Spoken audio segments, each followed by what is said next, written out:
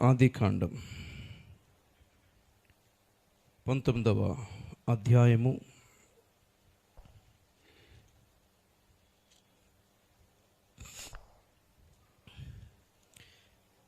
22వ వచనం చదువుతాం. ఆదికాండం 19:22. నీవు త్వరపడి అక్కడికి తప్పించుకొని పొమ్ము, నీవక్కడ చేరు వరకు నేనేమీ చేయలేనెను. అందుచేత ఆ ఊరికి సోయరు అను పేరు పెట్టబడెను. చాలు. హల్లెలూయా.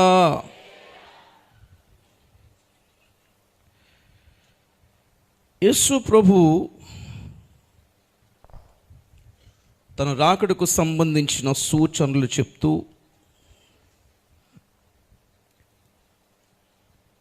రెండు దినాలను గుర్తుపట్టండి అని చెప్పటం జరిగింది. ఒకటి,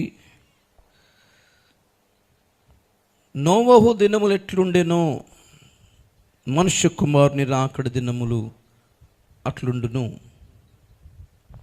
రెండవది, లోతు దినములు ఎట్లుండెనో మనుష్య కుమారుని రాకడ దినములు అలాగే ఉంటాయి అని చెప్పాడు. ప్రభు తన రాకడకు సంబంధించిన ఏ దినమో ఏ గడియయో చెప్పలేదు,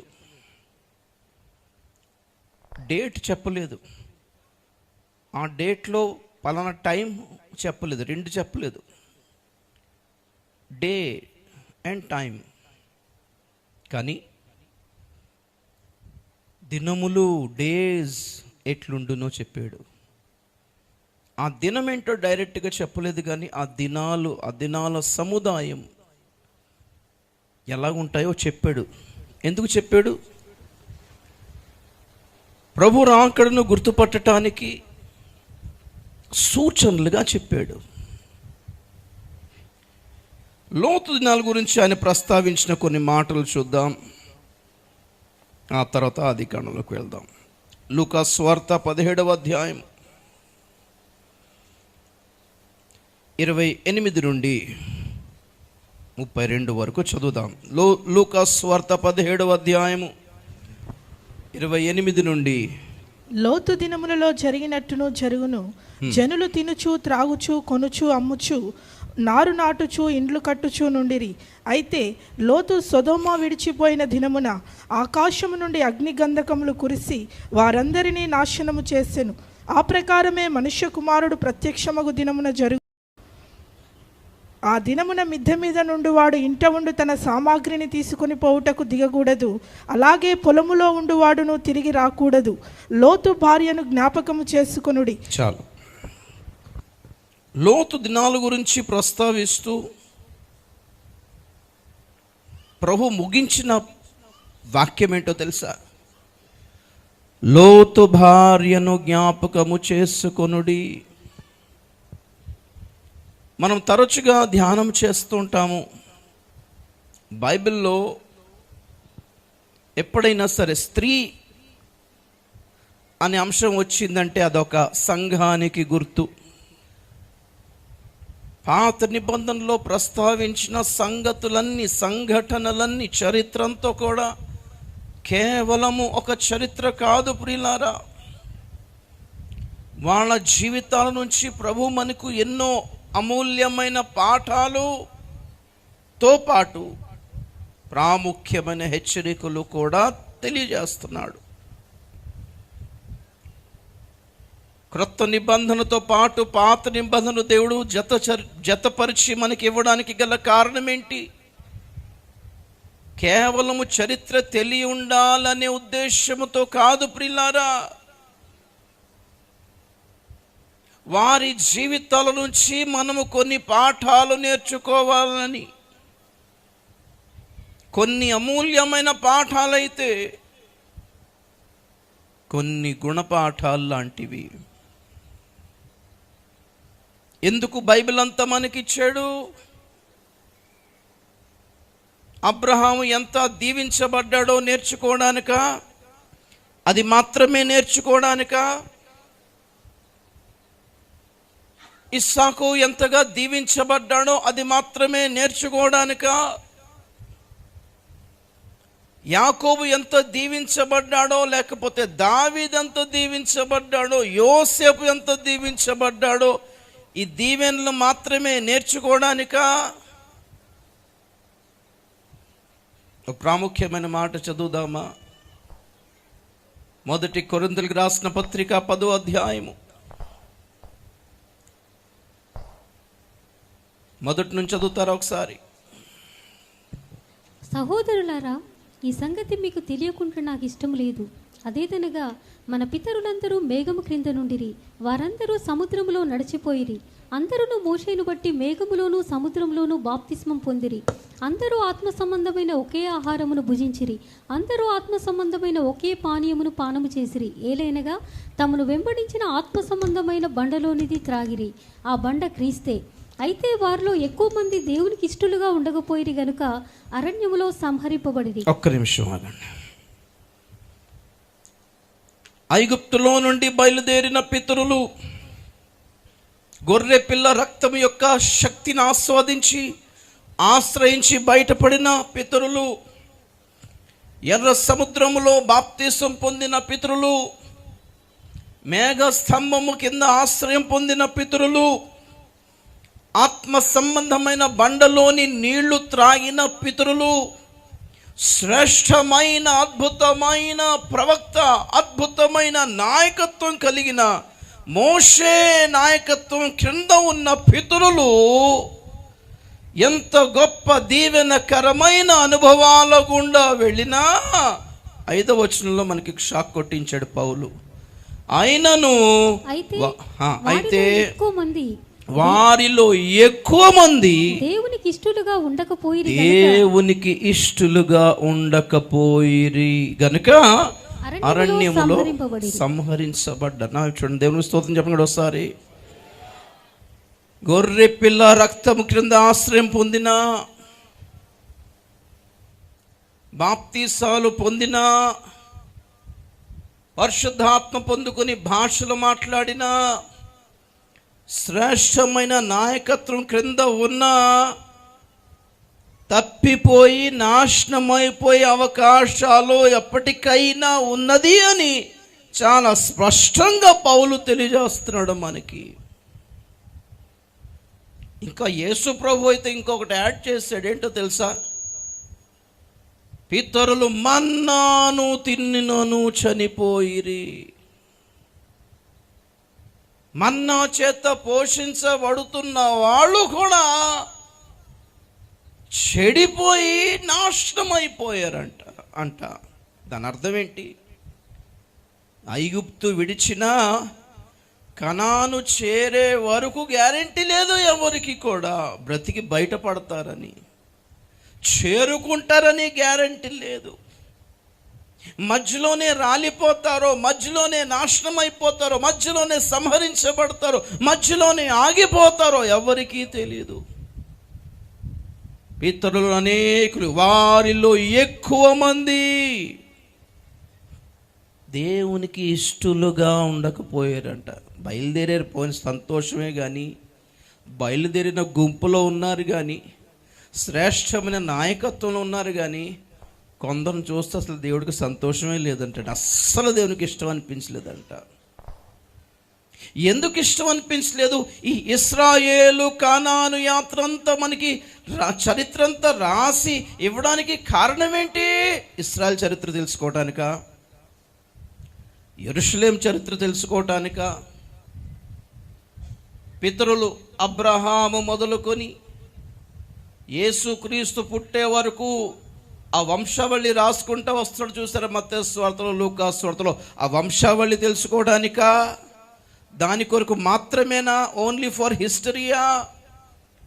కేవలం చరిత్ర తెలుసుకోవడానిక? కాదు కాదు కాదు కాదు కాదు. మరలా 5వ వచనం నుండి చదవండి కిందకి. 10వ అధ్యాయం 5వ వచనం నుండి మొదటి కొరింథీ కొంచెం చూడండి, చదవండి.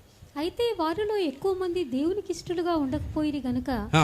అరణ్యములో సంహరింపబడిరి. వారు ఆశించిన ప్రకారము ఆ. మనము చెడ్డవాటిని ఆశించకుండానట్లు. ఇక్కడ నుంచి చాలా జాగ్రత్తగా వినాలి మీరు. వారు ఆశించినట్లు మనము చెడ్డవాటిని ఆశించకుండానట్లు. ఈ సంగతులు మనకు దృష్టాంతములుగా ఉన్నవి. ఒక్క నిమిషం చూడండి, నా వైపు దేవుని స్తోత్రం చెప్పినాడు సరే.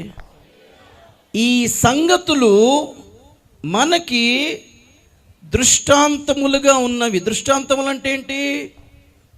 ఎగ్జాంపుల్స్. అవన్నీ దేవుడు మనకి ఎగ్జాంపుల్స్గా నిలబెట్టాడంట. వాటిని చూసి నేర్చుకోండి. కేవలం చరిత్ర కోసం కాదండి. ఇశ్రాయేలులు ఎంత దీవించబడ్డారో, దేవుడు ఎంత విడుదల కలుగు చేశాడో, దేవుడు అరణ్యములు ఎలా పోషించాడో, దేవుడు ఎలా మన్నాను తినిపించాడో, ఎలా నీళ్లు త్రాగించాడో, వీటిని గురించి తెలుసుకోవటానికి మాత్రమే కాదు, వారు చెడ్డ వాటిని ఆశించి నశించిపోయినట్లు మీరు నేను కూడా చెడ్డ వాటిని ఆశించకుండానట్లు వాళ్ళ దీవెనలు మాత్రమే కాదు, వాళ్ళ నాశనమును కూడా మనకి ఎగ్జాంపుల్గా సెట్ చేసి పెట్టాడంట. వాళ్ళంతా దీవించబడ్డారో మనం చూస్తాం. ఇక్కడ దేవుడు అంటున్నాడు, దీవెన ఎవరన్నా చూడమన్నారు మిమ్మల్ని, వాళ్ళు ఎందుకు నాశనం అయ్యారో చూడండి అంటున్నాడు. సరే, అది నంబర్ 1. వారు చెడ్డవాటిని ఆశించినట్లు మీరు చెడ్డవాటిని ఆశింపకుండానట్లు అవన్నీ మనకు దృష్టాంతములుగా వ్రాసి పెట్టెను. చదవండి తర్వాత. జనులు తినుటకును త్రాగుటకును కూర్చుండి ఆడుటకు లేచిరి అని వ్రాయబడినట్లు వారిలో కొందరు వలె మీరు విగ్రహారాధకులై ఉండకుడి. నంబర్ 2, వారు విగ్రహారాధన చేసినట్లు మీరు విగ్రహారాధన చేయకూడదు. చదవండి. మరియు వారి వలె మనము వ్యభిచరింపక యుందము. వారిలో కొందరు వ్యభిచరించినందున ఒక్క దినముననే 23,000 మంది కూలిరి. మూడో విషయం, వారు వ్యభిచారం చేసినట్లు మీరు వ్యభిచారం చేయకూడదు. అక్క చదవండి. మనము ప్రభువును శోధింపక యుందము. వారిలో కొందరు శోధించి సర్పముల వలన నశించిరి. నాలుగో విషయం, వారు ప్రభువును శోధించినట్లుగా మనం శోధించకూడదు. అక్క మీరు సనుగకుడి. వారిలో కొందరు సనిగి సంహారకుని చేత నశించిరి. ఈ సంగతులు దృష్టాంతములుగా వారికి సంభవించి, ఈ సంగతులు వారికి సంభవించినను యుగాంతమందున్న మనకు బుద్ధి కలుగుటకై యుగాంతమందున్న మనకు వారి పతనం వలన, వారి అవిధేయత వలన, వారి నాశనం వలన మనకు బుద్ధి కలుగుటకు వ్రాయబడిన. స్తోత్రం చెప్పండి ఒకసారి. హల్లెలూయా. వాళ్ళ ఆశీర్వాదాలు ఒక్కటే ధ్యానించమని కాదు, వాళ్ళ గొర్రెపిల్ల రక్తంతో విడుదల పొందినా, బాప్తీసాలే పొందినా, పరిశుద్ధాత్మనే పొందినా, భాషలే మాట్లాడినా, వరాలే ఉన్నా, శ్రేష్టమైన సంఘంలో ఉన్నా, శ్రేష్టమైన సేవకుని దగ్గర ఉన్నా, మీరు నేను గనుక బుద్ధి లేకుండా ప్రవర్తిస్తే, వారు ఆశించినట్లు మీరు నేను కూడా చెడ్డవాటిని ఆశిస్తే, మనము కూడా ఇలాగే నశించిపోతామని వాళ్ళందరూ మనకి ఒక ఎగ్జాంపుల్గా నిలబెట్టి చూపించాడంట దేవుడు. చరిత్ర తెలుసుకోవడానికి కాదండి. 5 విషయాలు. వారు ఆశించినట్లు చెడ్డవాటిని మనం ఆశించకూడదు. వారు విగ్రహారాధన చేసిన నిజమైన దేవుడెవరో తెలిసి, చూసి, అనుభవించి, విని, ఆయన దగ్గర తిని కూడా విగ్రహారాధన చేశారంటే మీరు ఆలోచించండి. నాకు ఇప్పుడు కూడా అర్థం కాని విషయం ఏంటంటే, మొదలు ఎవరినో అడిగిన విషయం నేను, ఈ అన్ని జనులందరిని చూసి మనం ఏమంటామంటే, పాపం ఏసే దేవుడు అని తెలియక పాపలందరూ విగ్రహారాధనలో ఉన్నారు, పాపం నశించిపోతున్నారని మనం చాలా అమాయకంగా బాధపడతాం. కానీ ఇశ్రాయేలీయులు దేవుని చూచి, ఆయన వెలుగును చూచి, ఆయన మహిమను చూచి, ఆయన స్వరమును విని, ఆయన దిగి వచ్చుట చూచి, ఆయన మేఘస్తంభమును చూచి, ఆయన అగ్నిస్తంభమును చూచి, ఆయన పాయలు చేసిన ఎర్ర సముద్రపు ఆశ్చర్య కార్యాలు చూచి కూడా ఒక సమయం రాగానే విగ్రహాలకి మొక్కారంటే మీరు ఆలోచించండి.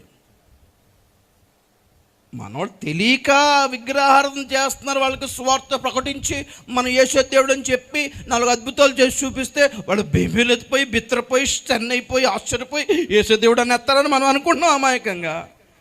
ఇక్కడ దేవుని ప్రజలు, దేవునితో నిబంధనలో ఉన్న ప్రజలు దేవుని చూచి, ముఖం చూడలేదులేండి, వెలుగు చూశారు కదా, చూచి విని ఆయన మహిమకు సాక్షులై ఉన్నవారు ఒక సమయం రాగానే విగ్రహాలకి మొక్కుకున్నారంట. అంటే మీరు ఆలోచించండి ఒక్కసారి.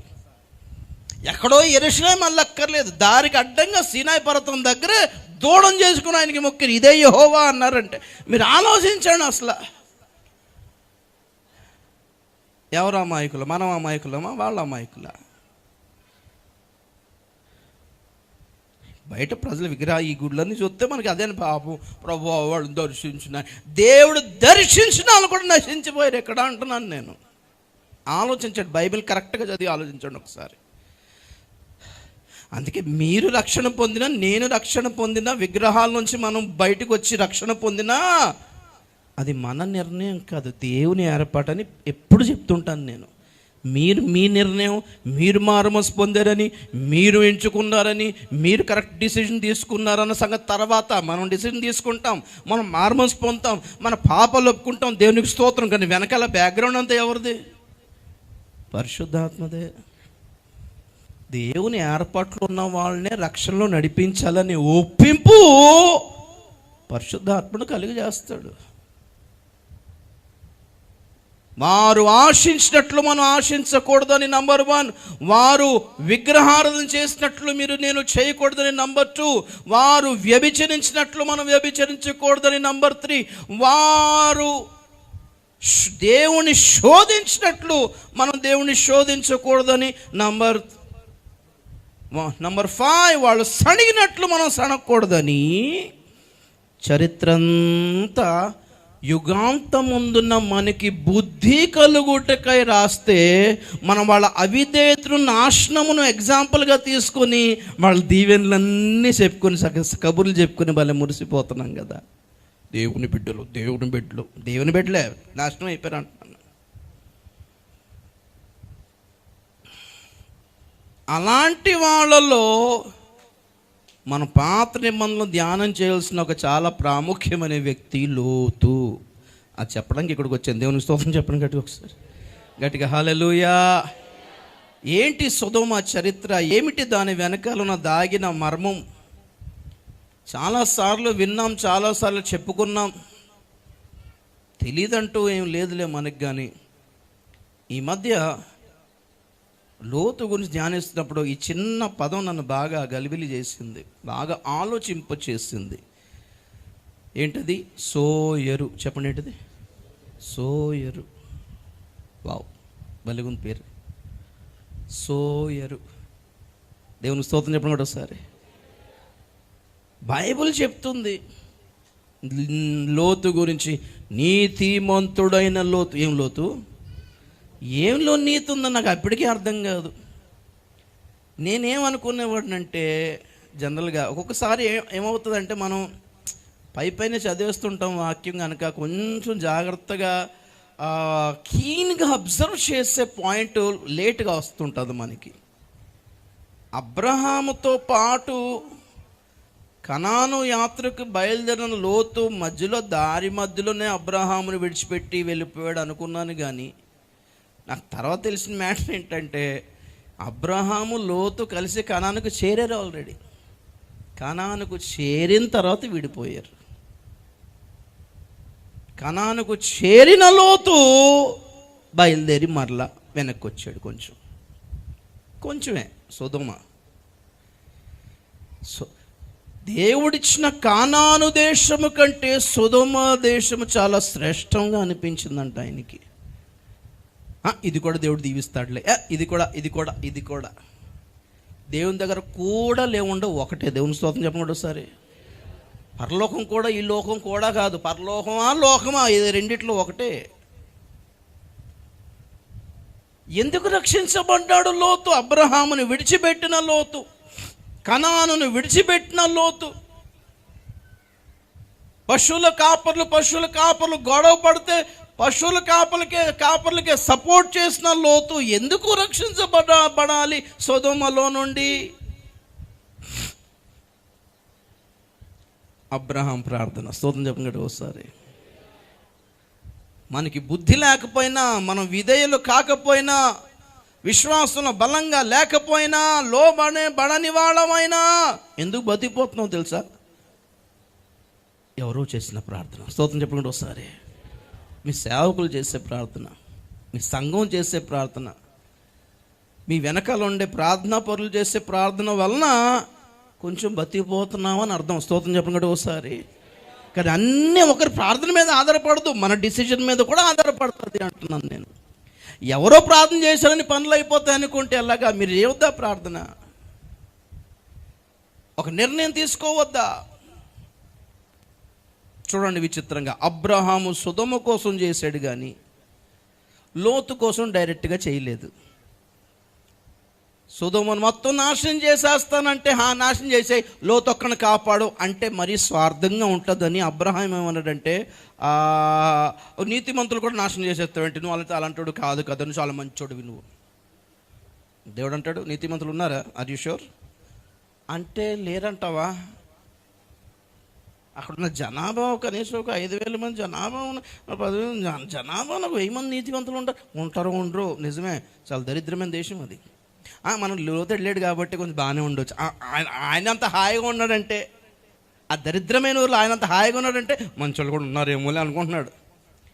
ఎందుకో డౌట్ వచ్చి 50 దగ్గర మొదలుపెట్టాడు. 50 మంది నీతిమంతులు ఉంటారేమో అంటే, ఆఫ్కోర్స్ 50 మంది నీతిమంతులు ఉంటే నేను నాశనం చేయనులే అని హామీ ఇచ్చాడు దేవుడు. అమ్మో, ఇంత గట్టిగా హామీ ఇచ్చేసాడంటే డౌటే. 40, 30, 20 ఇంకొక మారు మాట్లాడదును, ఏం ఫీల్ అవ్వక నాయన. 10 మంది ఉంటారేమో, 10 మంది ఉన్నా ఐ విల్ కన్సిడర్, నేను నాశనం చేయను. ఇంక అంతకంటే మాట్లాడితే బాగోదేమో, నీ ఇష్టం నాయన అన్నాడు. అంతే. 2 దూతలు సొదొమకు బయలుదేరారు. సరే, స్టోరీ అంతా మనకు తెలుసు, లాంగ్ చైన్. ఆ దూతలు వచ్చి గమనించండి, లోతుకు లేని బాధ అబ్రహాముకు ఉంది. అసలు దేవుడు ఎందుకు లోతును కాపాడాడంటే, 10 మంది నీతిమంతుల దగ్గర ఆగాడు కానీ లోతును కాపాడినాయన అనే మాట నోట్లోనే మింగేశాడు. ఆ లోపల మనసులో ఉన్న ప్రార్థన కూడా దేవుడు విన్నాడు. స్తోత్రం చెప్పండి గట్టిగా ఒకసారి, గట్టిగా హల్లెలూయా. అది దాన్ని ఏమంటారు తెలుసా? నిట్టూర్పులు అంటారు. చెప్పనేమంటారు? నిట్టూర్పులు అంటే ఏంటి తెలుసా? చెప్పాలనుకుంటాం కానీ వేస్ట్లే అనుకుని మానేసుకుంటాం. చూసారా, మనసులో ఒక బాధ, ఒక రిక్వెస్ట్, ఒక ఆవేదన చెప్పాలి అనుకుంటాం కానీ చెప్తే ఉల్టా అర్థమవుతుంది. ఎందుకులే, చెప్తే ఏం అర్థం చేసుకుంటాడు, చెప్తే ఒక బాధ, చెప్పపోతే ఒక బాధ, ఎందుకులే కొన్ని కష్టాలు, కొన్ని బాధలు, కొన్ని వేదనలు, కొన్ని ప్రార్థనలు, కొన్ని రిక్వెస్ట్లు మనం మనసులోనే దిగమింగుకుంటాం. చూసారా, బైబిల్ చెప్తుంది ఆ మూలుగులు, ఆ నిట్టూర్పులు దేవుని సన్నిధికి వెళ్తాయంట. స్తోత్రం చెప్పండి కదా ఒకసారి.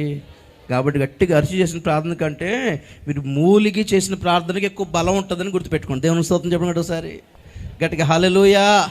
ఆ మూలిగి చేసిన ప్రార్థనలో ఎందుకెంత బలం ఉంటుందంటే అది మిమ్మల్ని గాయపరుస్తుంటుంది. ఆ విషయం మిమ్మల్ని లోపల కొరికేస్తుంటుంది, తినేస్తూ ఉంటుంది.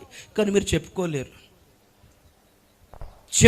చాలామంది చాలాసార్లు కుటుంబంలో ఎన్నో సమస్యలు, భర్తతో సమస్యలు, తల్లిదండ్రులతో సమస్యలు, భార్యతో సమస్యలు, కానీ చెప్తే మరి ఆయనకి వ్యతిరేకంగా చెప్పినట్టు, భర్తకి వ్యతిరేకంగా చెప్పినట్టు ఉంటుంది. ఎందుకులే అని ఊరుకునే భార్యలు ఉన్నారు. ఎందుకులే అమ్మ నాన్నని మనం బ్లేమ్ చేసినట్టు ఉంటుంది అని ఊరుకునే వాళ్ళు ఉన్నారు. భార్యని బ్లేమ్ చేసినట్టు ఉంటుందని ఊరుకునే, ఏం పర్లేదు బాగానే ఉన్నామండి, ఏమైనా ప్రాబ్లమా బ్రదర్? ఏం లేదు, పర్లేదు బాగానే ఉన్నాడు. కొంతమంది చూస్తే ఆశ్చర్యం అనిపిస్తుంది, మనకి మ్యాటర్ తెలుసు కానీ వాళ్ళు చెప్పరు. ఈ గాయాలు ఉన్నాయి చూసారా, దేవుని సన్నిధికి వెళ్తాయి అవి. దేవుని స్తోత్రం చెప్పడం ఒకసారి, హల్లెలూయా.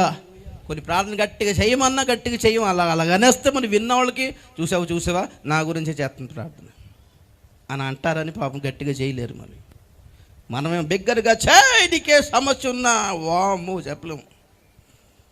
అలాగే అబ్రహాం మింగేసిన ప్రార్థన అది, దిగమింగుకున్న ఆవేదన అది. ప్రవ్వా, మా తమ్ముడు కొడుకు నాయన, పాపం నాయన, మంచోడు నాయన, ఎవరి మాటలు విని చెడిపోయాడు కానీ ప్రవ్వా అనుకుంటానున్నాడు. కానీ 10 మంది నీతిమంతులు, 20 మంది నీతిమంతులు అని దేవుడు అంటాడు. మనసులో ఉన్న మాట చెప్పేయి, వదిలే ప్రవ్వా, ఏది న్యాయమో నీకు తెలుసు. దేవునికి స్తోత్రం చెప్పండి ఒకసారి. అలాంటి ఎవరో చేసిన ప్రార్థన వలన కాపాడడానికి వచ్చిన దూతలే దేవుని కృప. దేవునికి స్తోత్రం చెప్పండి ఒకసారి గట్టిగా హల్లెలూయా. ఆ దూతలు వచ్చి అంట, చదువుదాం 16వ వచనం నుంచి 19, 16 ఆదికాండం 19వ అధ్యాయము 16 నుంచి చదువుదాం. అతడు తడవు చేసెను. అప్పుడు అతని మీద యెహోవా కనికర పడుట వలన ఆ మనుషులు అతని చేతిని, అతని భార్య చేతిని, అతని 2 కుమార్తెల చేతులను పట్టుకొని వెలుపలికి తీసుకుని వచ్చి ఆ ఊరి బయట నుంచిరి. ఆ దూతలు వారిని వెలుపలికి తీసుకుని వచ్చిన తరువాత ఆయన, నీ ప్రాణము దక్కించుకున్నట్లు పారిపోము, నీ వెనుక చూడకుము, ఈ మైదానంలో ఎక్కడను నిలువక నీవు నశించిపోకుండా ఆ పర్వతమునకు పారిపోమని చెప్పగా, లోతు, ప్రభువా అలాగూ కాదు, ఇదిగో నీ కటాక్షము నీ దాసుని మీద వచ్చినది, నా ప్రాణము రక్షించడం వలన నీవు నాయుడుల కనపరిచిన నీ కృపను ఘనపరిచితివి. నేను ఆ పర్వతమునకు తప్పించుకొని పోలేను, ఈ కీడు నాకు సంభవించి చచ్చిపోవుదునేమో. ఇదిగో పారిపోవుటకు ఈ ఊరు సమీపంలో ఉన్నది, అది చిన్నది, నన్నక్కడికి తప్పించుకొని పోనిమ్ము, అది చిన్నది కదా, నేను బ్రతుకుదునని చెప్పినప్పుడు ఆయన. ఒక్క నిమిషం దేవునికి స్తోత్రం చెప్పండి ఒకసారి. అది ఇక్కడ సోయరు అంటే ఏంటి చెప్పండి? చిన్నది. చెప్పండి ఏంటిది?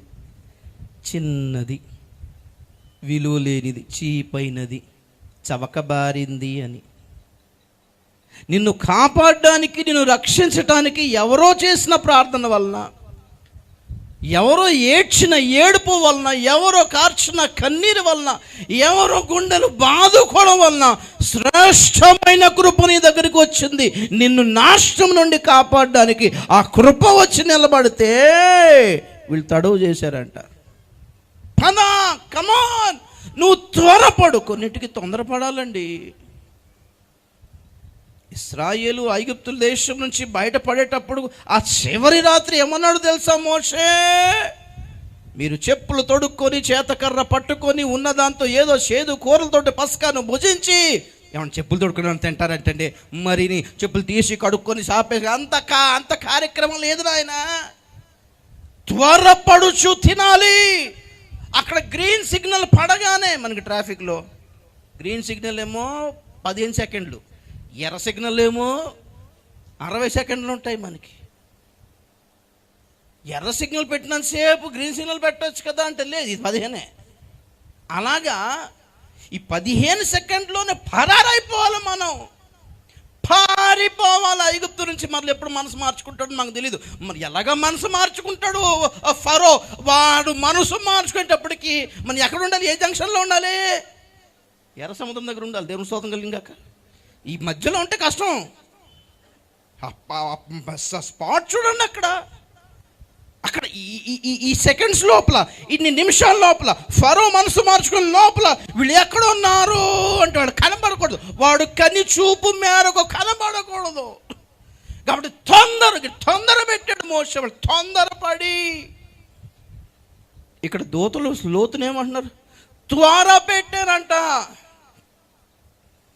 అక్కడ యేసు ప్రభు జక్కనే ఉన్నాడు, త్వరగా దిగు. అక్కడ పేతురు అంటాడు పత్రికలో, ఆయన రాకడను త్వర పెట్టాలి అన్నాడు. ఆ తొందరపడి, శ్రేష్టమైన తొందరపాటు అండి అది. బయటికి బయటపడడానికి ఉండాల్సిన తొందరపాటు అది.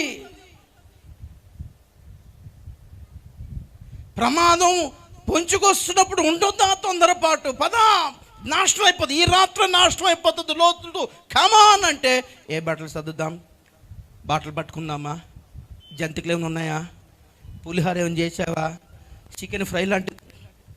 దోతలు ఇద్దరు చూస్తున్నారు. ఆకాశం నుంచి ఎర్ర కనబడుతుంది అగ్ని. దేవుడు అడుగుతున్నాడు, హలో ఏంటి సంగతి? దోతలు ఏం చెప్తాం ప్రభువా, పదండి అక్కడి నుంచి అని. లోతు తడవు చేయగా, తడవు కొంతమంది ఏమనుకుంటున్నారు తెలుసా? మనం అనుకున్నాం కదా, కొందరు ఆలస్యం చేస్తాడని అనుకొని వీళ్ళు ఆలస్యం చేస్తున్నారు. వీళ్ళు కొన్ని పనులు ఉన్నాయి భూమి మీద, చెయ్యి పట్టుకుని, గొప్ప విషయం, లోతు చెయ్యి, అతని భార్య చెయ్యి, అతని కుమార్తెలు చెయ్యి పట్టుకుని బయటకు తీసుకొచ్చి వాళ్ళు ఇచ్చిన ఇన్ఫర్మేషన్ ఏంటనగా ఉన్నతంగా ఆ కొండ మీదకి పారిపోతుంది. చెప్పండి ఒకసారి.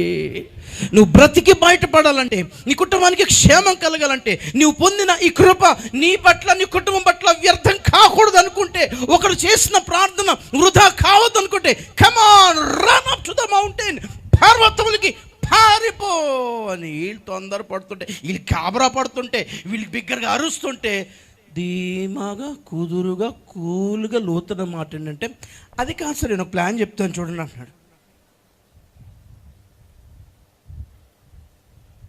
ఏంటి ప్లాన్ అంటే, ఇప్పుడు అక్కడికంటే ఆటోలు దొరకండి. ఇప్పుడు మా ఆవిడ అసలు ఎక్కలేదు, బస్సు అంటే కష్టం, నడవడం చాలా కష్టం, దూరం కదా అంటే అక్కడికంటే కష్టం అండి.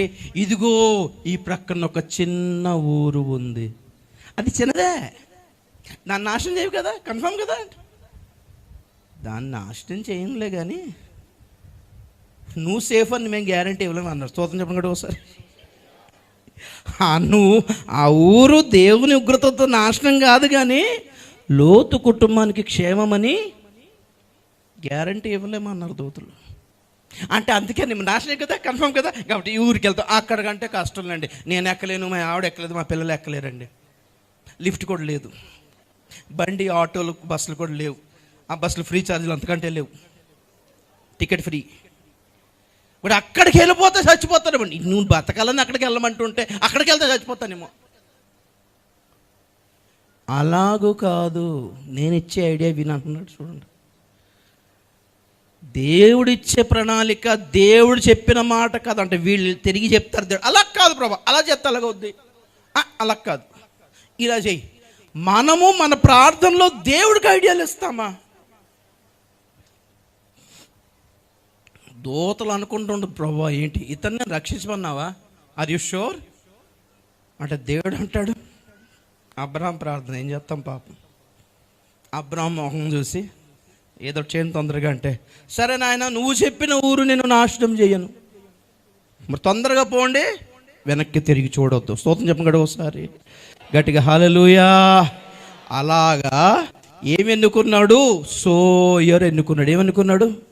దేవుని ప్రణాళిక ఏంటి? ఉన్నతమైన పర్వతము, శ్రేష్టమైన పర్వతము,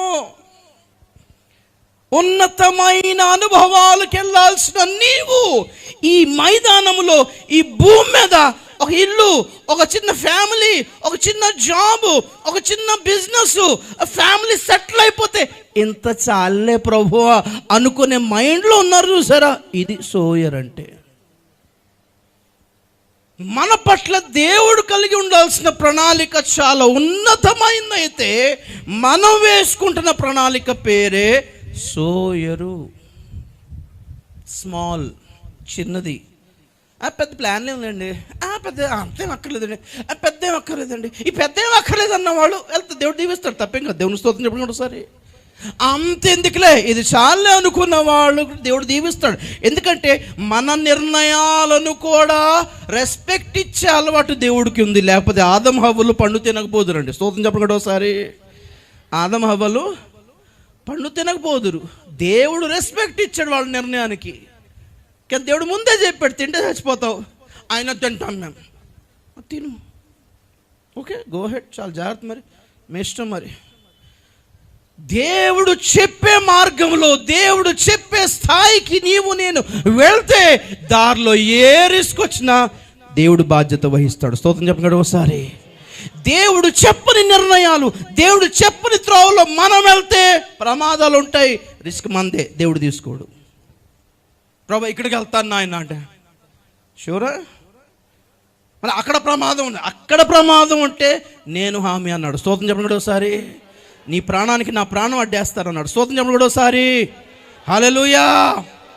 మరి ఇది ఇక్కడ ప్రమాదమే, కానీ అక్కడ నేను అడ్డుకోను. నీవు నాశనం అయితే నా మీద నింద వేయకు, ఇలాగెందుకు చేసావు బ్రోవా అంటే, అరే నిర్ణయం నీది కదా. నువ్వు సేవ చేస్తావా, ఉద్యోగం చేస్తావంటే ఉద్యోగం అంటివి, అక్కడ కష్టాలు వచ్చాయి.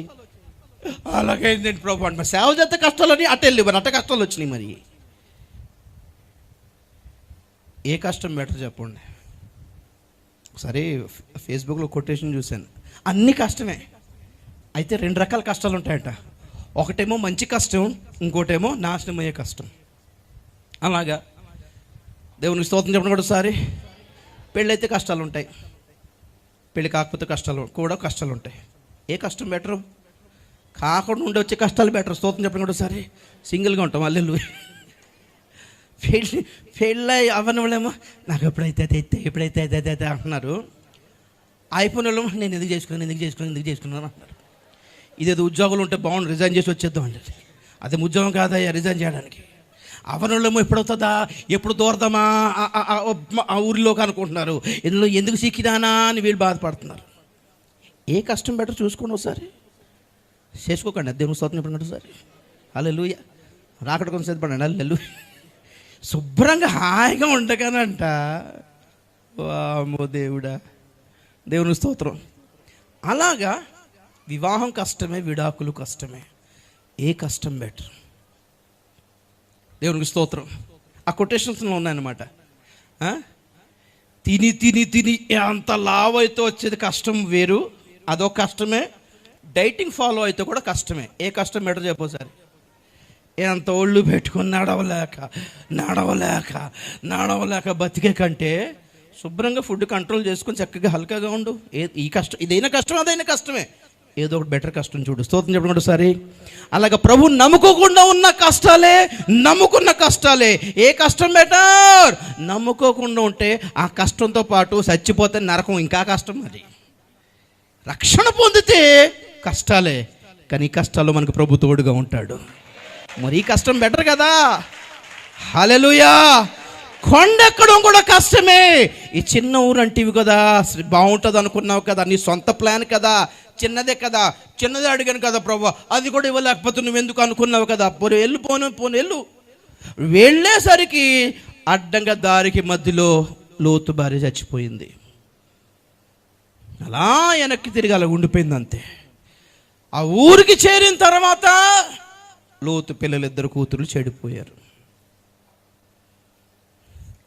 లోతు ఒక్కడే బతికిడు. ఏం చేద్దామని? ఏం లేదు, ఇంక ఏం చేద్దామని. నలుగురిని రక్షించుకోలేని బ్రతుకు, కుటుంబాన్ని రక్షించుకోలేని బ్రతుకు. కుటుంబానికి ఇల్లు కట్టి పెట్టావు, కుటుంబానికి కార్లు కొని పెట్టావు, కుటుంబానికి ఆస్తులు పంచి పెట్టావు, కొడుకుకి ఇంత ఆస్తి అన్నావు, కూతురికి ఇంత అన్నావు, కానీ రక్షణ లేదు వాళ్ళకి. చచ్చిన నరకానికి వెళ్తారు. ఏం లాభం బ్రదర్స్? ఆస్తులు కాదు, కుటుంబాన్ని కాపాడుకోండి ఒకసారి. స్తోత్రం చెప్పండి ఒకసారి. సంపాదించడానికి పోషణ వద్దా కానీ దానికంటే ప్రాముఖ్యమైనది నీ కుటుంబం, నా కుటుంబం మనతో పరలోకంలో ఉండాలి. హల్లెలూయా. కుటుంబం క్షేమంగా ఉండాలంటే దేవుడు చెప్పినట్టుగా ఉన్నతమైన పర్వతం దగ్గరికి వెళ్ళు. స్తోత్రం చెప్పండి కదా ఒకసారి. అక్కడికి ఎక్కిపో. ఈ సొదొమ యొక్క ఆ వేడి ప్రభావం అక్కడ వరకు రాలేదులే, కిందే, అదంతా కిందే. నువ్వు పైకి వెళ్ళాలని దేవుడు చూస్తుంటే నువ్వు కిందనున్న మైదానం చూసుకుంటున్నావా? నీకు పరలోకం దేవుడు రెడీ చేసి పెడుతుంటే, సిద్ధపరుస్తుంటే నువ్వు భూలోకమే కావాలని చూసుకుంటున్నావా? నీకు శ్రేష్టమైన రాజ్యం పెడుతుంటే నీకు భూలోక రాజ్యాలు చూసుకుంటున్నావా? సోయర్ దగ్గర ఇరుక్కుపోయి ఉన్నారు. సోయర్ లాంటి కోరికలు కుటుంబాలను నాశనం చేసేస్తాయి బ్రదర్ సిస్టర్. 30 వచనం చదువుదాం ఒకసారి. 19:30. లోతు సోయరులో నివసించుటకు భయపడి తన 2 కుమార్తెలతో కూడా సోయరు నుండి పోయి ఆ పర్వతమందు నివసించెను. అక్కడ ఆగండి ఒకసారి. స్తోత్రం చెప్పడం ఒకసారి. ఏంటంట చాలా ఘోరమైన విషయం ఇక్కడ. ఏంటో చెప్పనా? పర్వతం ఎక్కువ అంటే నేను ఎక్కను, ఇది బాగుంది, ఇక్కడ ఐడియా బాగుంది కదా, మరి ఇక్కడ నువ్వు నాశనం చేస్తావా, నాశనం చేయవో చెప్పు. నువ్వు నాశనం చేస్తానంటే పక్క ఊరు చూసుకుంటాం, అది లేదు ఇది నాశనం చేయనంటే ఇక్కడికి వెళ్తాను. మరి నాశనం కానప్పుడు అక్కడికి వెళ్తాం ఎందుకు, ఇక్కడ ఉంటే సరిపోద్ది కదా అని ఐడియా ఇచ్చి దోతన్నారు. వెళ్ళు అక్కడికి వెళ్ళిపోయాడు. అక్కడికి వెళ్ళిపోయేసరికి భార్య చచ్చిపోయింది దారిలో. అక్కడికి వెళ్ళి సోయర్కి వెళ్ళి 2 కూతురుని పట్టుకొని ఆ సొదొమ నాశనం చూస్తున్నాడు దూరం నుండి. భయపడ్డాడంట. భయపడి నేను వెళ్తాను, ఇప్పుడు వెళ్తాను కొండ మీద. కూతురుని పట్టుకుని కొండ ఎక్కాడు, కానీ దేవుడు ఏం రిస్క్ తీసుకోలేదు అక్కడ. చాలామంది అంటారు there is never too late to turn to God అంట.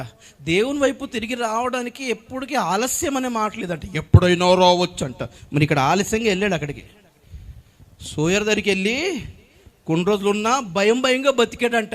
అమ్మో భార్య చచ్చిపోయింది, నా పరిస్థితి ఏంటి, భార్య చచ్చిపోయింది, నా పిల్లల పరిస్థితి ఏంటి, అమ్మో ఇక్కడికి ఎప్పుడైనా ఏదో ప్రమాదం వచ్చేలా ఉందని అప్పుడన్నా దేవుడు మాట అన్నాను కాదు అని కూతురు పట్టుకొని ఆ పర్వతం ఎక్కాడంట. అక్కడే ఆ గుహలో కూతుర్లు ఇద్దరు పాపం చేసి అపవిత్రమైన సంతానానికి మూలకర్తలు అయిపోయారు ఇద్దరు. ఒక విషయం చెప్తాను ఇక్కడ ముగించే ముందు. సొదొమ నుండి ఈ కుటుంబం బయటపడ్డారు, కానీ లోతు భార్య ఎందుకు ఇరుక్కుపోయింది? అక్కడ ఉప్పు స్తంభం అయిపోయింది. శరీరం బయటకు వచ్చింది, కానీ మనసు అంతా దేని మీద ఉంది? సొదొమ మీదనే ఉంది. కూతుర్లు కూడా బయటకు వచ్చారు, కానీ వాళ్ళ మనసులో ఏముంది? ఆ సొదొమ అపవిత్రత, అశ్లీలత అంతా బుర్రలో ఉంది. బుర్ర నిండా దరిద్రం పెట్టుకుని బాప్తిసాలు తీసుకుంటే లాభం లేదండి, గుర్తుపెట్టండి ఈ విషయం. మనము మన మనస్సులో, మన బుర్రలో, మన కోరికలన్నీ భూ సంబంధమైన ఉంచుకొని ఏ శ్రేష్టమైన సంఘంలో ఉన్నా అక్కడికి వెళ్ళాం. బాడీ ప్రజెంట్, మైండ్ యాబ్సెంట్ అంటారు, చూసారా? తెలుసా? బాడీ ఇక్కడుంది, శరీరం ఇక్కడుంది, కానీ మనసు ఎక్కడుంది?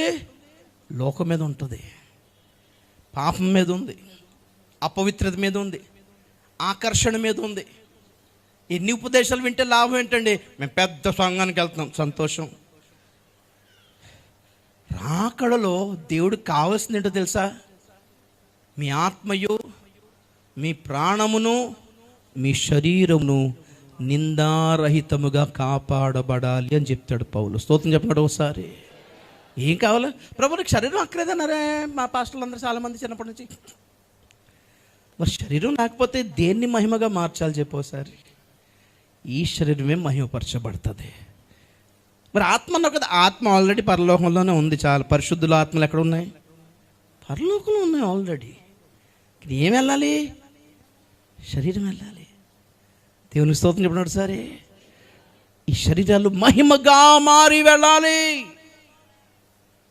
కాబట్టి ప్రభు చెప్తున్నాడు శరీరం కూడా కావాలి, నీ మనసు కూడా అక్కడే ఉండాలి, నీ ఆత్మ కూడా అక్కడే ఉండాలి. అంటే బాడీ ఇక్కడ పెట్టి ఆత్మ మనసు అంతా లోకం చుట్టూ తిరుగుతుంది. సర్వలోక మర్యాద అంటే ఏం మర్యాద? ఇంటర్నేషనల్ మర్యాద. ఇక దేశ మర్యాదలో వద్దురా నాయన దేవుడు అంటే ఇది చూడండి. ఆ కూతుర్లు ఇద్దరు 31 చదవండి ఒకసారి. 31. లోతు సోయరులో నివసించుటకు భయపడి తన ఇద్దరు కుమార్తెలతో కూడా సోయరు నుండి పోయి ఆ పర్వతమందు నివసించెను. అతడును అతని ఇద్దరి కుమార్తెలను ఒక గుహలో నివసించిరి. అట్లుండగా అక్క తన చెల్లెలితో, మన తండ్రి ముసలివాడు, సర్వలోక మర్యాద చొప్పున మనతో పోవుటకు లోకంలో ఏ పురుషుడునూ లేడు. చాలు. ఏం మర్యాద? లాబాన్ అంటాడు యాకోబుతోటి, మా దేశపు మర్యాద చొప్పున పెద్దదానికి చేయాలి. అంత మోసమా? మర్యాదలు బాగానే ఉన్నాయి, కానీ మోసం సంగతి ఏంటి? మర్యాద మోసం. అక్కడ పౌలు అంటాడు 12వ అధ్యాయం రోమపత్రికలో, మనం ఈ లోక మర్యాదను అనుసరింపక. ఇక్కడ వీళ్ళిద్దరు ఏం చేశారు?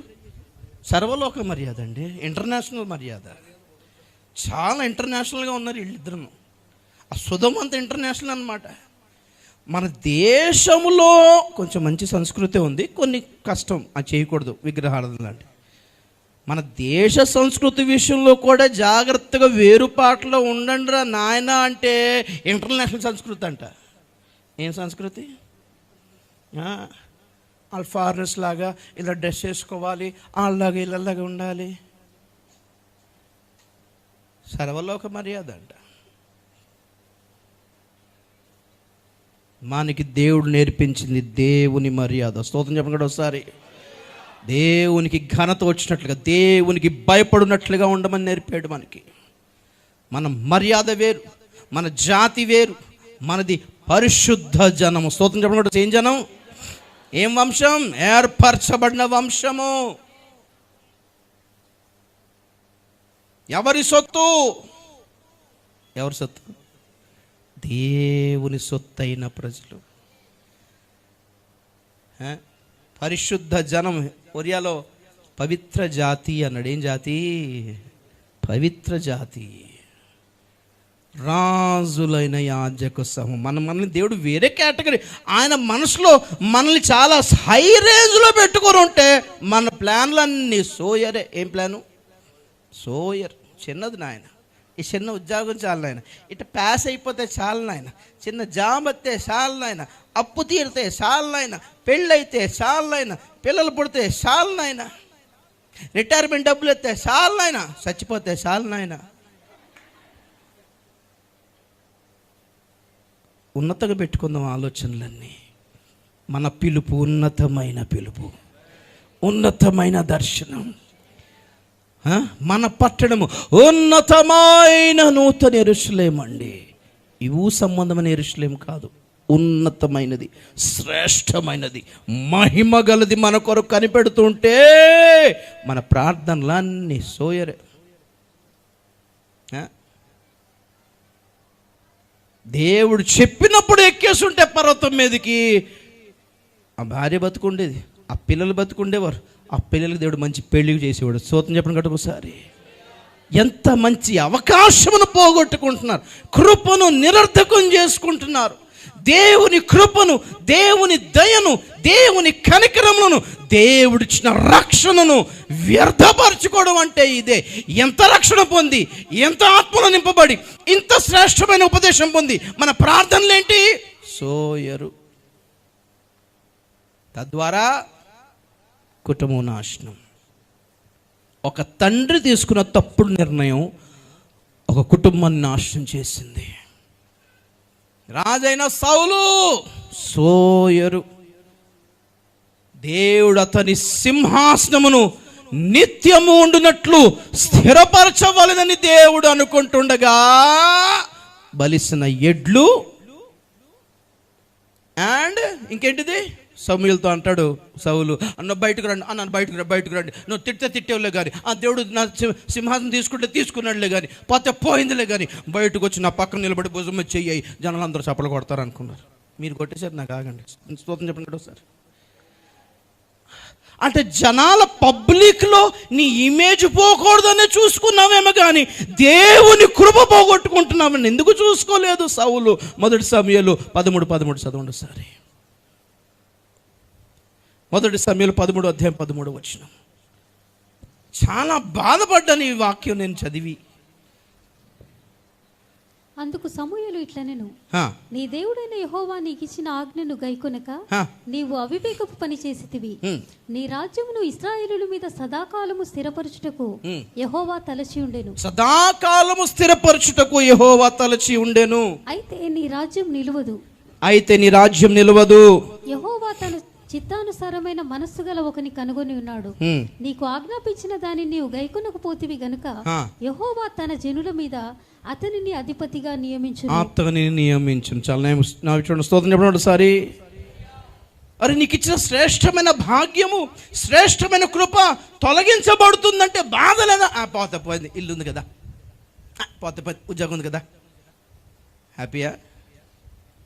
చాలా హ్యాపీ అనుకోండి. రాకడ పోతే పోయింది, దేవుడు కావాల్సినంత ఇచ్చాడు, దేవుడు స్తోత్రం అనుకుంటున్నారా? ఇవి కూడా ఉండవు, ఇవి ఉండవండి అనుకుంటున్నారేమో. ఎంత మంచి మాట దేవుడు అనుకున్నంట.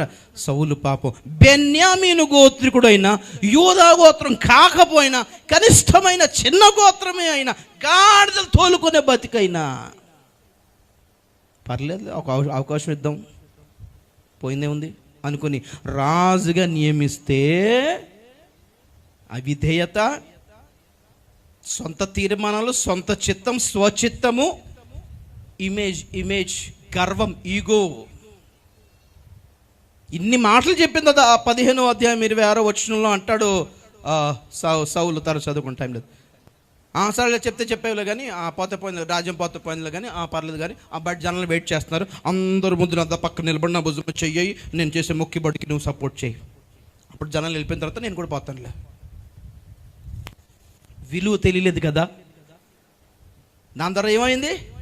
సౌలు తర్వాత సింహాసనం ఎక్కాల్సిన యోనాతాను, సౌలు యోనాతాను అనుచరులు అందరూ ఒక్క దినమందే నాశనం అయిపోయారు. ఒక్క తండ్రి యొక్క తప్పుడు నిర్ణయం అతని కుటుంబానికి శాపమైంది. బ్రదర్ సిస్టర్, జాగ్రత్త. మీ నిర్ణయాలలో సోయరు ఉందేమో చూసుకోండి ఒకసారి. ఇదే పని మళ్ళీ గెహాజీ చేశాడు. శ్రేష్టమైన పరిచర్య, ఉన్నతమైన సేవకృతం ఉంటివి కదా. 4 రోజులు ఆగి ఉంటే 4 అంతల అభిషేకం దొరికేది. ఎలీషా మీద ఎంత ఉంది? 2 అంతలు. అయ్యా మీరు వెళ్ళిపోతున్నారు కాబట్టి మరి నా పరిస్థితి ఏంటి? నన్ను వదిలేసి వెళ్ళిపోతే అలాగా? ఆస్తు కావాలా? ఆస్తి వద్దయ్యా. మనకి చర్చ రాసి ఇవ్వాలా? చర్చ వద్దయ్యా. బైబిల్ కాలేజ్ రాసి ఇవ్వాలా? అది కూడా.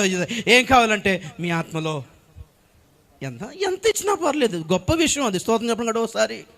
మీ సేవకులు ఏం ఆశిస్తున్నారు? సంఘాలా, చర్చిలా, స్థలాలా? అభిషేకం పొందండి అయ్యా. స్తోత్రం చెప్పండి ఒకసారి. అభిషేకం పొందండి. 100 సంఘాలు కట్టేస్తాడు దేవుడు మీకు. అర్థం కాలేదు చాలామందికి. సోయర్ దగ్గర ఇరుక్కుపోయి ఉన్నారు చాలామంది సేవకులు. ఇంతకంటే పెద్ద సంఘాలు కడతారేమో. స్తోత్రం చెప్పండి కదా ఒకసారి. అభిషేకం దగ్గర నమ్మకంగా ఉండండి. బట్టలు, వెండి, బంగారాల కోసం రథాల వెనకాల పరిగెత్తాడు. నయమాను పోగొట్టుకున్న కుష్ఠరోగం, నయమని తెచ్చిన బహుమానాలు అన్నీ కలిపి సంపాదించాడండి. కుటుంబం అంతా శాపం, కుటుంబం అంతా కుష్ఠరోగం. ఫ్యామిలీ ఆలోచించండి ఒక్కసారి. ఒక తప్పుడు నిర్ణయం ఆ వ్యక్తిని ఒక్కళ్ళనే కాదు, ఫ్యామిలీని నాశనం చేసింది అంటున్నాను. అదే పని ఆకాన్ చేశాడు. షీనారు వస్త్రం, ముక్కు కమ్మి, ఇంకోటి ఏదట శపితమైనది. వీటికంటే కనాను నేల శ్రేష్టమైనది అనిపించలేదా? కనాను చెట్లు శ్రేష్టమైనది అనిపించలేదా? ఆ కొండల్లో త్రవ్వితే నిధులు బయటపడతాయని దేవుడు చెప్పలేదా? నువ్వు నేల తవ్వితే రాగి, ఇంకో పక్కన తవ్వితే ఇనుము బయటకు వస్తుందని దేవుడు చెప్పలేదా? అంత శ్రేష్టమైన దానిని అమ్ముకొని ఈ శపితమైన దాన్ని కొనుక్కుంటారా? ఏమిచ్చి ఏం కొనుక్కుంటున్నారు? మా చిన్నప్పుడు డబ్బులు ఇచ్చి నకిలీ నోట్లు కొనుక్కునేవాళ్ళం. 10 రూపాయల నోటు, 50 రూపాయల నోటు. తెలుసా? ఆ చాక్లెట్లు కొనుక్కోవచ్చు కదా. రియల్ డబ్బులు ఇచ్చి డూప్లికేట్ డబ్బులు కొని నా దగ్గర పైసలు ఉన్నాయనుకునేవాళ్ళం చిన్నప్పుడు. మా అమ్మని దూరే రియల్ డబ్బులు ఇచ్చి డూప్లికేట్ డబ్బులు కొంటారు ఎవరన్నా? ఇదేం బుద్ధిరా? చాలామంది సత్యాన్ని అమ్ముకొని అబద్ధాన్ని కొనుక్కుంటున్నారు. నిత్యమైన వాటిని అమ్ముకొని తాత్కాలికమైన వాటిని కొనేసుకుంటున్నారు. అది మీ భాగం అంతే. అది ఇక ఎక్కడ కావాలి అక్కడ కావాలంటే దొరకదు బ్రదర్ సిస్టర్ అనుకుంటున్నారేమో. సోయరు కొనుక్కుంటున్నారా? ఉన్నతమైన భాగ్యముని విడిచిపెట్టి పరలోకానికి వద్దని భూలోకం కొరకు డిమాండ్ చేస్తున్నారు దేవుని సన్నిధిలో. ఏం ప్రార్థనా పరులండి. ఆ ఒక్క నిర్ణయం కుటుంబాన్ని నాశనం చేసింది. అన్నీ చెప్పడానికి టైం లేదు కానీ ఈ పాత నిబంధన పరిశుద్ధుల్లో ఒక్కడు అబ్రహాము. పునాదులు గల పట్టడం కొరకే అన్నీ వదిలేసుకున్నాడండి. స్తోత్రం చెప్పండి గట్టి ఒకసారి. హెబ్రీ పత్రిక సారాంశమే ఇది. ఎందుకు రాశాడు హెబ్రీకులకు, యూదులకు పౌలు పత్రిక ఎందుకు రాశాడు? అన్ని పత్రికలు సంఘానికి రాసి ఒక్కటన రాత్రని దగ్గర కూర్చొని పత్రిక రాసి తన పేరు కూడా రాయలేదు కిందకి లాస్ట్కి. అది ఎవరు రాస్తారో కూడా తెలియదు చాలా మందికి, థియాలజియన్స్కి.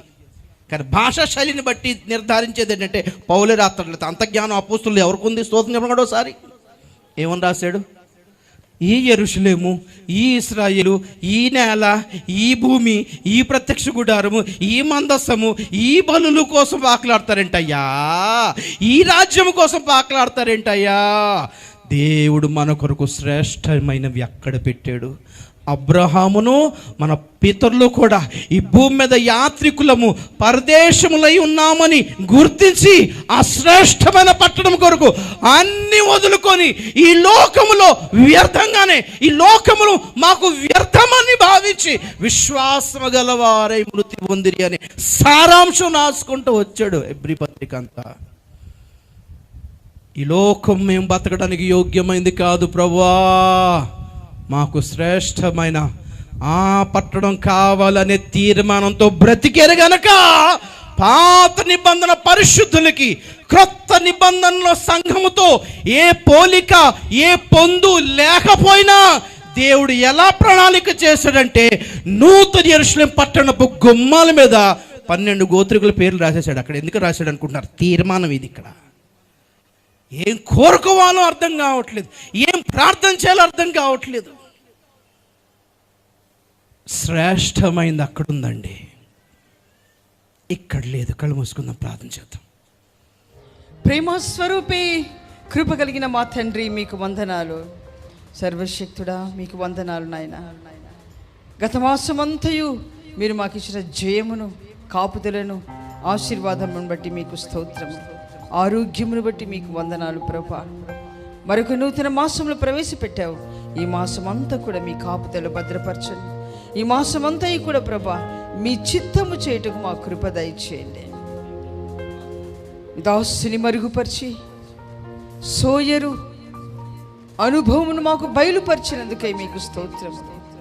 మమ్మల్ని ఒక్కొక్కరిని హెచ్చరించినందుకై మీకు వందనాలు నాయన. లోతు జీవితంలో ఏమి సంభవించిందో మీరు స్పష్టంగా బయలుపరిచారు. పర్వతములు ఎక్కమని ఆజ్ఞ వచ్చినప్పుడు పర్వతములు ఎక్కక, కష్టపడడానికి ఇష్టపడక, సుఖమును కోరి సోయర్ని ఎన్నుకున్నాడు. దాన్ని బట్టి ఎంత నష్టం ఏర్పడిందో మీరు స్పష్టంగా బయలుపరిచావు నాయన. అట్టి స్థితికి ఎవరు గురి కాకూడదు ప్రభా. ప్రారంభము నుంచి సంఘంలో ఏ ఉపదేశం వింటున్నారో ఉన్నతమైన ఉపదేశం బోధిస్తూ మహిమగల రాకడకు సంఘాన్ని సిద్ధపరచుటకు అనేక రకములుగా ప్రభా బోధలు బోధింపబడ్డాయి. ఎవరి జీవితంలో వ్యర్థము కాకూడదు నాయన. ఆ ఉన్నతమైన స్థానం మీదనే మనస్సు పెట్టుకుని జీవించుటకు సహాయం చేయండి అయ్యో. ఆ ఉన్నతమైన స్థానంను విడిచి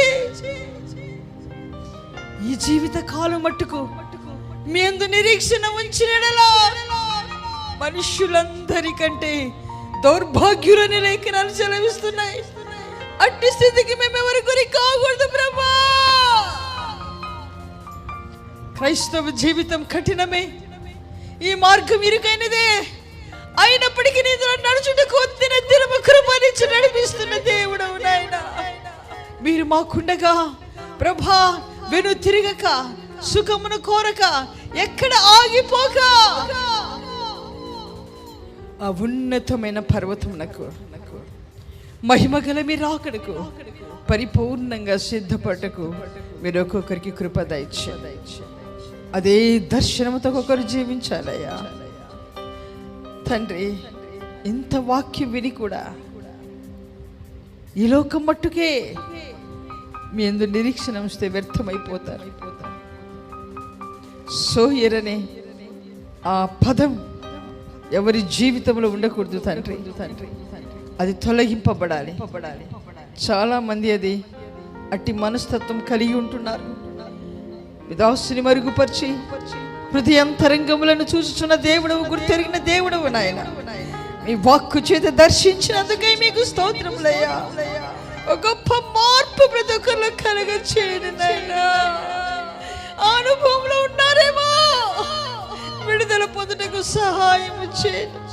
ఇప్పుడే ఈ మీ సన్నిధిలో మీరు దర్శించిన ఈ సమయంలోనే ఒక గొప్ప మార్పు ప్రతి హృదయంలో కలగ చేసి ఉన్నతమైన దర్శనాన్ని పొందుకోవడానికి కృప చూపండి. ఉన్నతమైన వాటిని ఆశించే మనసు దయచేయండి నాయన. అయ్యా మీకు స్తోత్రం నాయన. ఈ లోకంలో ఉన్నవి సమస్తమును నశించిపోటకు సిద్ధముగా ఉంటుండగా, అయ్యా మీ రాకడ బహు సమీపంగా ఉంటుండగా మా కొరకు మీరు శ్రేష్టమైన రాజ్యమును సిద్ధపరచుంటుండగా అక్కడికి సిద్ధపరచబడుటకు మీరు ఒక్కొక్కరి కృప దయచేయండి. అదే దర్శనముతో మా జీవితం అంతం వరకు కొనసాగుటకు మీ కృప చూపండి. వాక్యం అందించిన మీ దాసుని బలపరచండి నాయన. మంచి ఆరోగ్యం ఇవ్వండి తండ్రి. ఈ కడవరి దినాలలో సంఘాలకు కావలసిన ఉన్నతమైన బోధను బోధిస్తూ సంఘాలను బలపరుస్తూ రాకడకు సిద్ధపరచుటకు మీ కృప చూపండి. సర్వశక్తుడా, కూడిన మీ బిడ్డలందరినీ బట్టి మీకు స్తోత్రములు. నిశ్చయంగా విత్తబడిన వాక్కు ప్రతి హృదయంలో నూరంతలుగా ఫలింపచేసి అద్భుతమైన మలుపును మార్పును కలుగచేసి మీరు మహిమ పొందండి. బలహీనతలతోనూ అనారోగ్యముతోనూ పలు రకమైన సమస్యలతో వేదనతో మీ సన్నిధులను బిడ్డలను మీరు దర్శించండి, మీరు బలపరచండి, మీరు ఆదరించండి. మీ సమాధానముతో క్షేమముతో నింపి మీరు మహిమ పొందండి తండ్రి. మీ హస్తములకు మమ్మల్ని సమర్పించుకోవచ్చున్నాము. అన్ని విధములుగా మమ్మల్ని పరిశుద్ధపరిచి శుద్ధీకరించి మహిమగల మీ రాకడకు పరిపూర్ణంగా సిద్ధపరచమని యేసు నామమున వేడుకొనుచున్నాను తండ్రి.